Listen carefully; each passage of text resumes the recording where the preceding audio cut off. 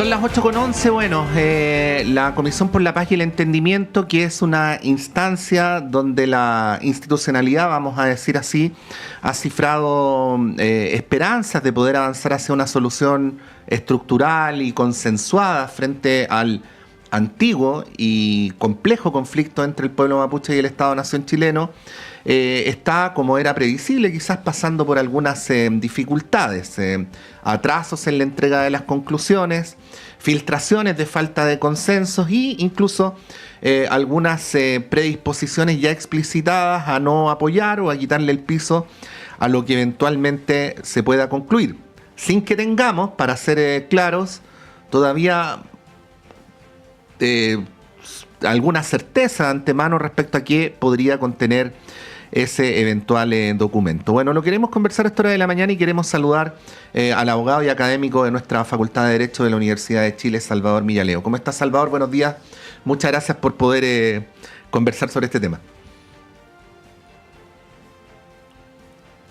Estás en silencio, Salvador. No sé si eres tú o somos nosotros, pero... Sí, algo pasa ahí con Salvador que lo estamos viendo hablar, pero no lo escuchamos. Así que vamos a tratar de reponer lo antes posible ahí el contacto con el profesor Millaleo. Como les contábamos, parece que se está Salvador. Salvador, ¿me escuchas ahora sí? ¿Aló? ¿Sí? ¿Me escuchan ahora? Sí, perfecto. Excelente, Patricio. No, muchas gracias por la invitación y por poder conversar contigo de nuevo. Sí, bienvenido, profesor Millaleo.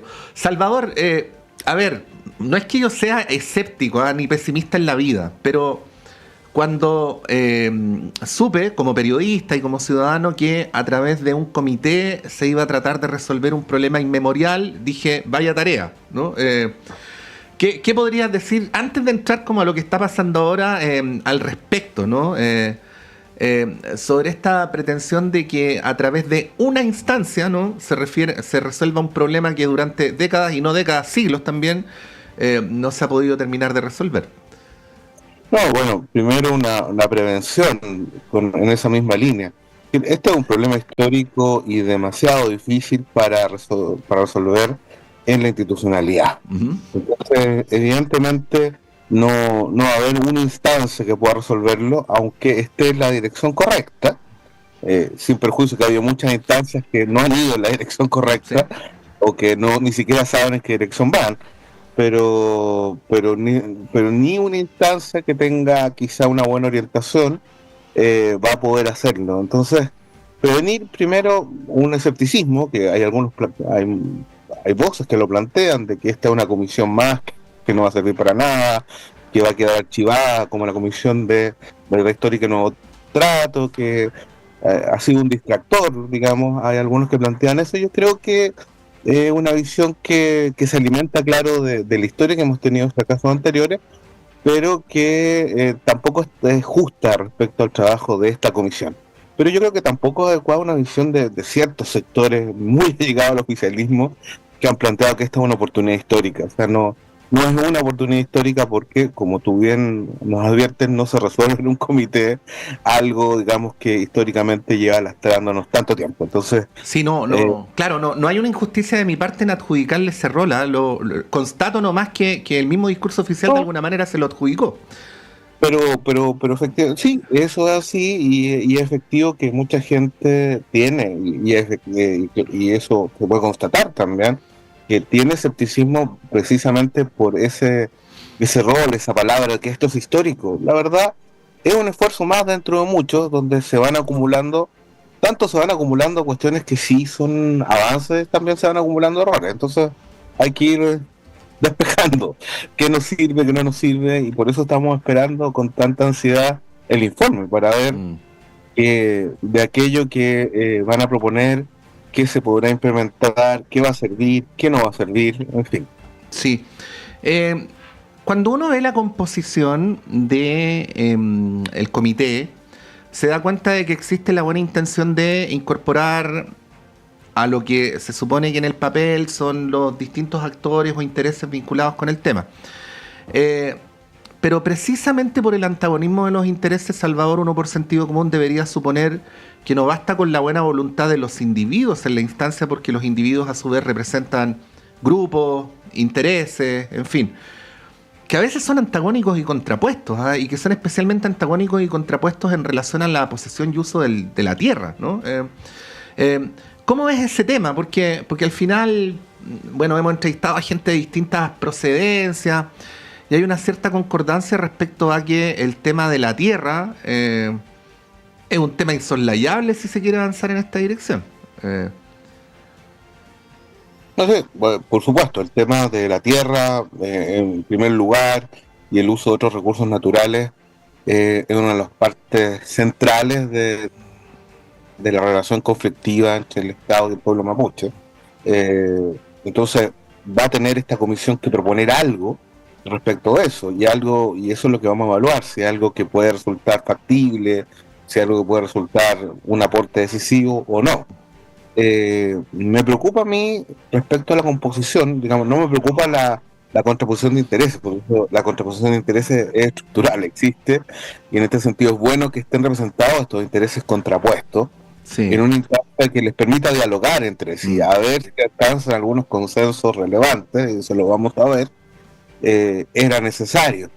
Pero a mí me preocupa que no todos los intereses estén adecuadamente representados. Uh-huh. En ese sentido, que están representados pueblos indígenas y personas pertenecientes, pero que son parte sobre todo de la élite política, digamos, o digamos aquellas personas indígenas muy vinculadas a las élites políticas chilenas, uh-huh. y no hay una representación territorial adecuada. Entonces, en esta ecuación donde tú deberías obtener, o el ideal sería obtener acuerdos entre élites políticas, élites económicas que están vinculadas a estos temas, por cierto, y el pueblo mapuche, hay algo que no nos termina de cuajar en esta ecuación, en este triángulo, porque cualquier acuerdo que salga de acá va a tener que ser legitimado posteriormente, porque no hay un mundo territorial indígena muy bien representado acá. Entonces yo creo que ahí hay una prevención que vamos a tener que hacer, hay una distancia que creo que la Comisión no ha logrado,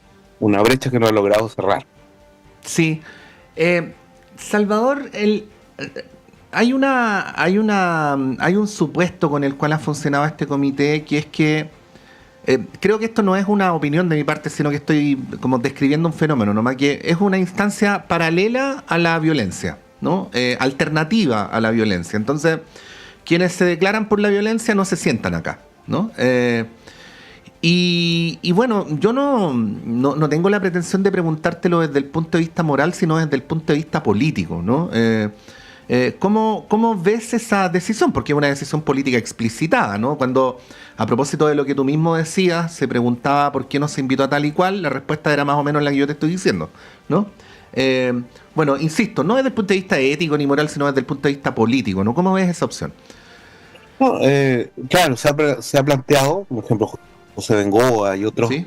otras voces han planteado de que aquí falta invitar a los actores que representarían esta opción violenta, digamos, dentro del pueblo mapuche.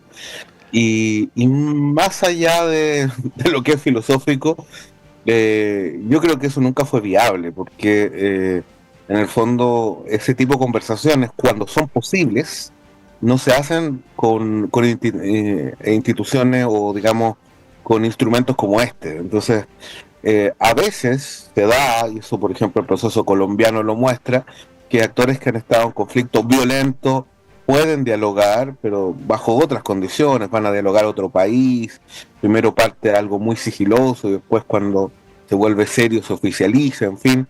Hay experiencias, los diálogos con el IREN en Irlanda del Norte, el proceso de paz, bueno, de Oslo entre la OLP e Israel en los 90, o sea, hay ejemplos de que esto en ciertas condiciones es posible. ¿Cuándo es posible? Y por supuesto la posibilidad tiene que ver con varias cosas. Una de ellas es que estos actores estén disponibles, los actores de la vía violenta, para conversar. Y la verdad es que más allá de lo que dicen estas voces, que teóricamente puede tener, digamos, algún fundamento, en la práctica no hemos visto que una declaración real de estos actores de que sí están disponibles, y no solo la declaración, sino que hagan una tregua, ofrezcan condiciones para decir sí, vamos a conversar. Entonces, me parece que es una objeción muy teórica, muy idealista, pero que en la práctica nunca fue posible, ni con esta comisión, pero ni con ninguna que pudiera ser similar.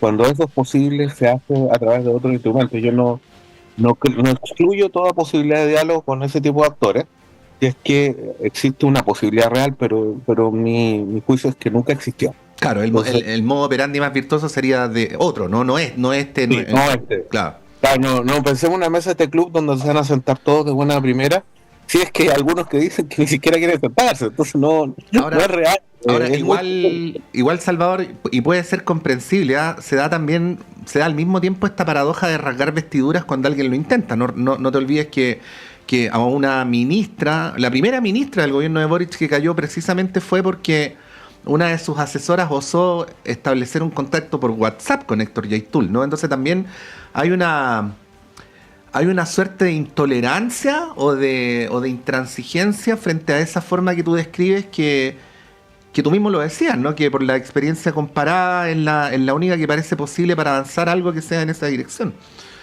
Pero ahora la intransigencia también se explica porque son No. conflictos de violencia. Sí. La violencia genera intransigencia en todos los actores y por eso cuando resultan estas cosas empiezan muy sigilosamente. Claro, esa ministra no fue particularmente prolija Sí. ni sigilosa y por lo tanto son otras vías cuando esto resulta que deben intentarse. Pero bueno, aquí no sé si ese otro juicio, si no se han intentado en serio o no. Pero claro, evidentemente esta comisión no es un instrumento como para eso. Sí, estamos conversando con el profesor Salvador Millaleo de la Facultad de Derecho de la Universidad de Chile a propósito de la Comisión por la Paz y el Entendimiento, que voy a recordar, porque es tanta la información que circula, Salvador, que es comprensible que se nos olvide, ¿no? Tiene un mandato, tiene que entregar un informe, el informe se prorrogó y el plazo vence el próximo miércoles. Por eso, en la medida que transcurren las horas, crece la expectación y, por qué no decirlo, también un poquito la ansiedad. ¿Cómo ves las condiciones para lo que ha de ocurrir en los próximos 5 días? Hoy día en el Mercurio viene unas declaraciones precisamente del copresidente de la comisión, de Alfredo Moreno, quien pide que no se hagan juicios antes de conocer la propuesta, pero también reconoce que no hay acuerdo. O sea, todavía no hay texto, no hay acuerdo, y están planteando reunirse todos los días para poder cumplir con el plazo que fue planteado para entregarle el documento al presidente de la República. Bueno, ¿cómo ves la condición a día de hoy con la información que yo te describo? Bueno, se ven difíciles por varias razones. Primero, claramente lo que se ha filtrado son estas dificultades y no por lo tanto que haya un acuerdo robusto y en las condiciones que ellos mismos fijaron, que fue por unanimidad. Entonces se ven problemas. En segundo lugar, el timing es muy malo, muy malísimo, que en medio de las campañas electorales. Esto se advirtió cuando se hizo esta prórroga, que no se entendía, todo el mundo o mucha gente advirtió de los riesgos, yo también, digamos, de que hacerlo en medio de una campaña electoral iba a ser muy complicado porque las campañas tienden a polarizar. Entonces, la respuesta de ellos es que había un acuerdo transversal previo político, desde republicanos hasta el Partido Comunista, que iba a respaldar los resultados de la comisión, que se escribió un documento. Pero la realidad siempre se encarga de desbaratar esos preparativos y tenemos actores nuevos. Kaiser no era un actor cuando en 2023 se firmó ese acuerdo. Y Kaiser tiene todos los estímulos para desentenderse entonces de este acuerdo. Entonces, y no un actor que sea irrelevante, dado lo que sabemos ahora. Entonces, eso tampoco se ve bien en esa perspectiva. Y te ha trascendido también que Republicanos podría estar desentendiéndose lo que firmó. Bueno, eso habría que verlo. Pero es un cambio muy, muy malo en medio de un año, de una campaña electoral. Luego, bueno,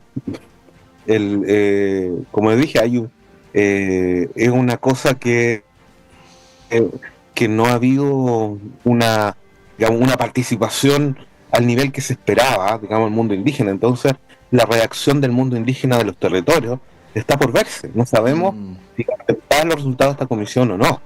Es algo que no se puede prejuzgar. Entonces, es algo que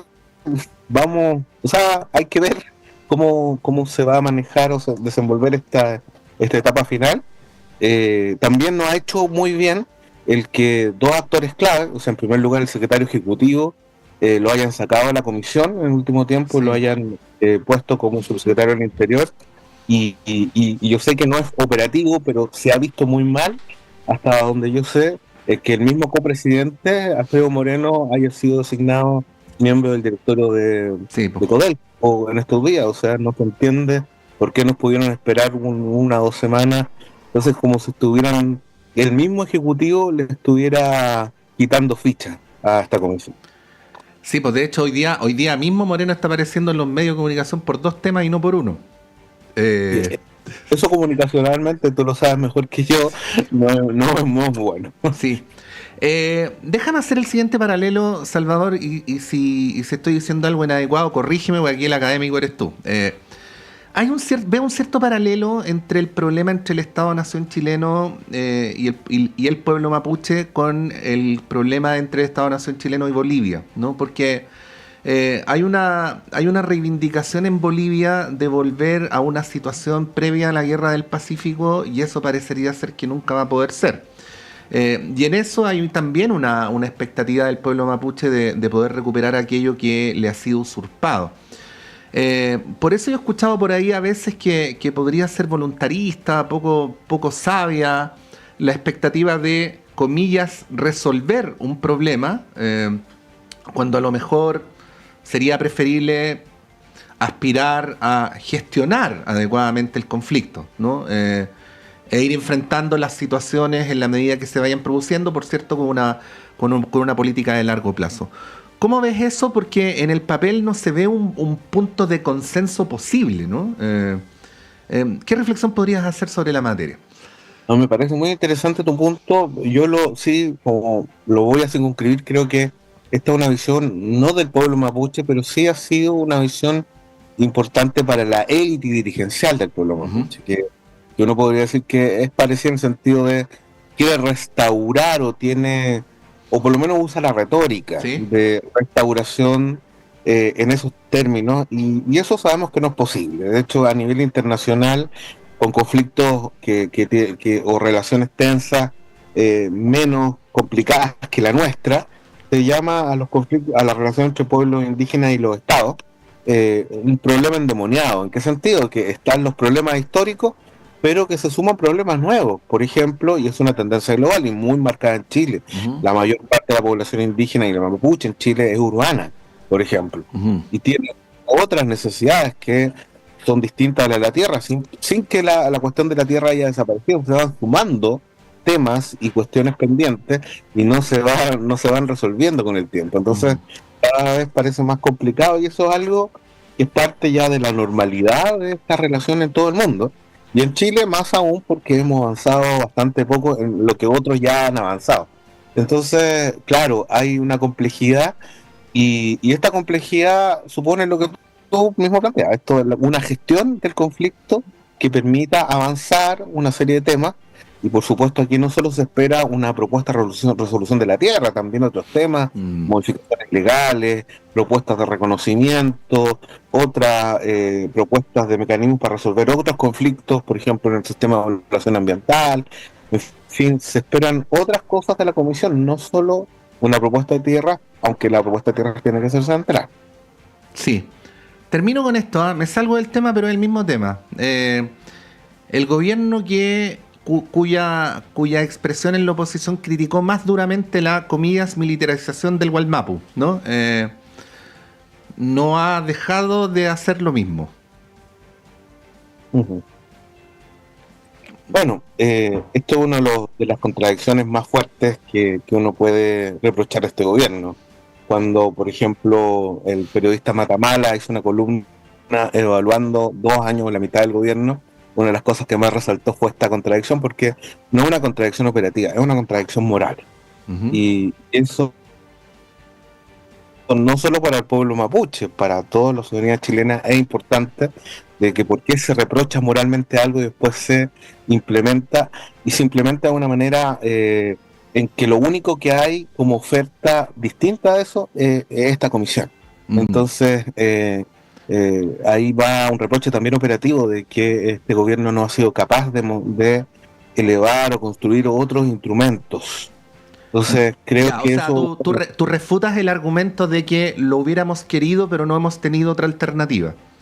yo creo que no ha habido un esfuerzo, ha habido un esfuerzo final. La comisión es un esfuerzo, yo creo que hay que valorar. Ujú. Es un esfuerzo importante, no es la oportunidad histórica, pero yo lo voy a valorar de antemano como un esfuerzo de diálogo que va a tener que ser completado, complementado, sobre todo por un futuro gobierno. Esto es una tarea que no va a terminar acá en absoluto.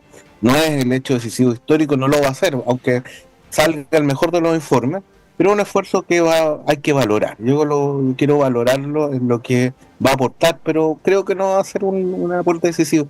Pero yo creo que faltó mucho más y se perdió mucho tiempo inicial en perspectiva ideológica, en una falta de conocimiento de la realidad, en falta de personal capacitado, digamos, que asumiera la responsabilidad en distancia con el mundo indígena. Y creo que se pudo haber hecho más. Creo que esa respuesta de que es lo único que se pudo hacer, no, yo no creo que sea aceptable. Bueno, hemos conversado con Salvador Millaleo. Salvador, tú bien sabes que esto da para mucho más, ¿ah? Pues sí. Sí, no, y yo declaro mi disponibilidad cuando ya salga el informe que tiene que Ah, salir. pero Ojalá. maravilloso. No. Estamos dispuestos para cualquier formato de conversación que Y, ahí prefiera. y si hubiera un tiempito para que te vengas a la radio, aprovechamos luego de invitarte a un cafecito, ¿ah? Perfecto. Gracias, Salvador. Un abrazo y Ya, tenga buen fin de semana. un abrazo para ti. Chao, chao. Sí, ahí está el profesor Salvador Millaleo de la Facultad de Derecho de la Universidad de Chile dándonos su reflexión como un hombre del derecho, pero también como una persona que ha estudiado este tema respecto a los alcances políticos, históricos e institucionales de lo que supone la eventual, inminente, decimos eventual, inminente entrega del informe, porque ya se ha prorrogado el plazo alguna vez y porque hay versiones, ¿no?, de que estaría todavía lejos un acuerdo en la materia. Bueno, el profesor nos invita a situar los alcances que puede tener la conclusión de esta comisión con más prudencia, ¿no? No habría una instancia que resuelva un problema histórico, sino que contribuye junto con muchas otras instancias a avanzar en posiciones más consensuales. Bueno, son las 8:34, vamos a ir a un breve alto y a la vuelta a nuestro panel de conversación.